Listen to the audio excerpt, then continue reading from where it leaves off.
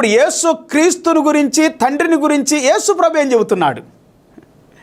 తన గురించి చెప్పుకున్నాడు, తండ్రి తన గురించి చెప్పాడు. ఇప్పుడు తండ్రి గురించి, తన గురించి ఏం చెబుతున్నాడు యేసు ప్రభు? బైబిల్లో ఉంది.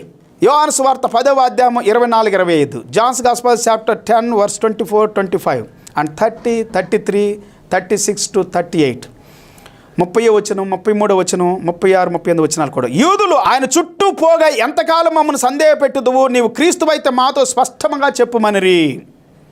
అందుకు యేసు, మీతో చెప్పితిని గాని మీరు నమ్మరు. నేను నా తండ్రి నామందు చేయుచున్న క్రియలు నన్ను గూర్చి సాక్ష్యమిచ్చుచు ఉన్నవి.